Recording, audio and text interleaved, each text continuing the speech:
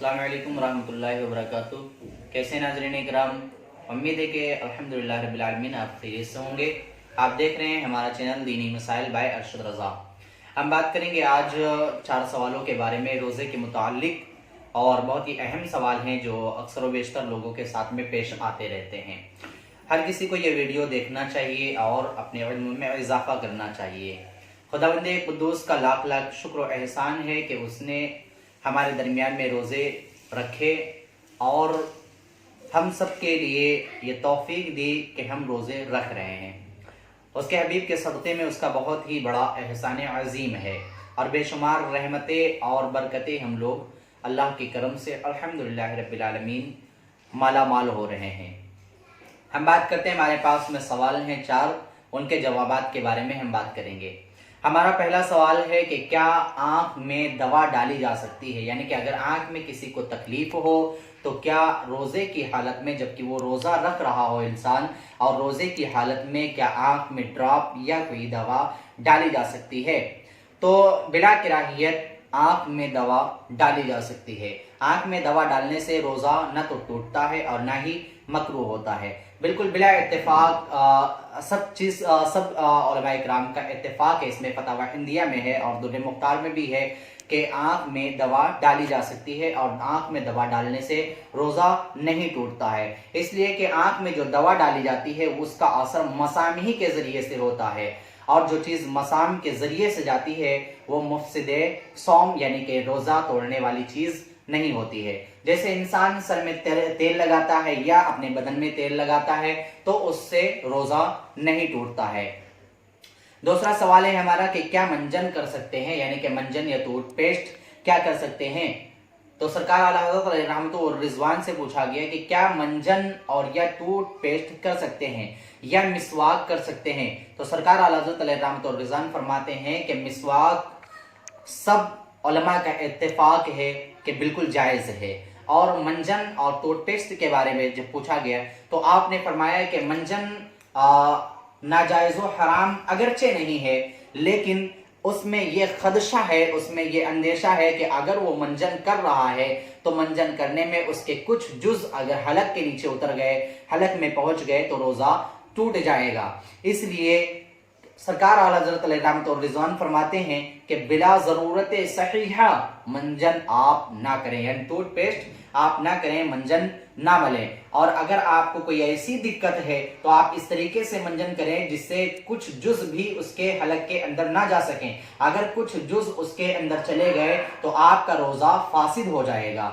इसलिए मंजन और ब्रुश करने के लिए मकरूह है, यानी आप मंजन, ब्रुश और टूथपेस्ट ना करें, मंजन ना मलें, इसलिए कि मकरूह है, क्योंकि ये अंदेशा है कि आपके गले में, हलक में वो चीज़ उतर जाएगी।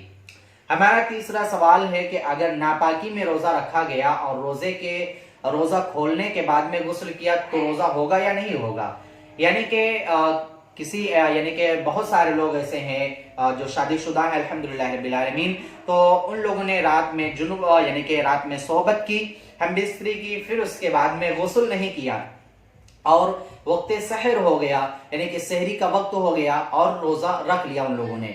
फिर उसके बाद में उन लोगों ने गुस्ल नहीं किया, यहाँ तक कि पूरा दिन इसी हालत में गुजार दिया, जुनूब की हालत में पूरा दिन गुजार दिया। शाम को रोज़ा इफ्तार करने के बाद में उन लोगों ने गुस्ल किया, तो क्या इनका रोज़ा होगा या नहीं होगा? यानी अगर हम बिस्तरी कर ली जाए और नापाकी हो, यानी नापाकी वो चाहे डीसी हो, अगर नापाकी में रोज़ा रखा गया तो क्या रोज़ा माना जाएगा या नहीं माना जाएगा? बिला किराहियत रोज़े में कोई भी फस्त नहीं आएगा, यानी रोज़ा ना तो टूटेगा ना ही तो कोई कराहत पैदा होगी, बल्कि रोज़ा पूरा सही तरीके से माना जाएगा। सरकार आला हज़रत रहमत और रिजवान से ये भी सवाल पूछा गया तो आपने फरमाया कि बिला किराहियत रोज़ा माना जाएगा, अगरचे उसने जो नमाजें तर्क की हैं, जो नमाजें छोड़ी हैं, उसका गुनाह अशद कबीरा गुनाह है, यानी कि वो बहुत बड़ा गुनाह है, उसका वो मुस्तहक है और मुस्तौजिब नार है। सरकार आला हज़रत रहमत और रिज़वान फरमाते हैं कि अगर नापाकी में रोज़ा रखा गया तो रोज़ा फासिद नहीं होगा, यानी कि रोज़ा नहीं टूटेगा। हमारा चौथा सवाल है, क्या रोज़े की हालत में खून जांच कराने से रोज़ा टूट जाता है?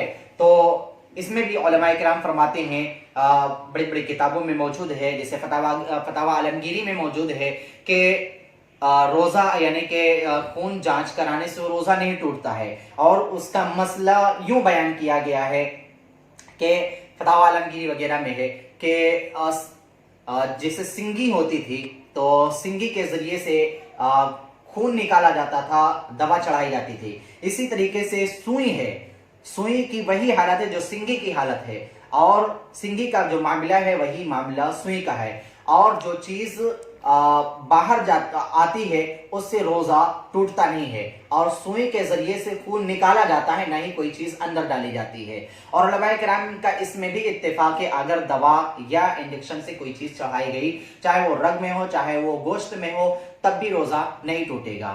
اس لیے ہمارا یہ جو چوتھا سوال، کیا روزہ کی حالت میں خون جانچ کرانے سے روزہ ٹوٹ جاتا ہے یا نہیں ٹوٹتا ہے؟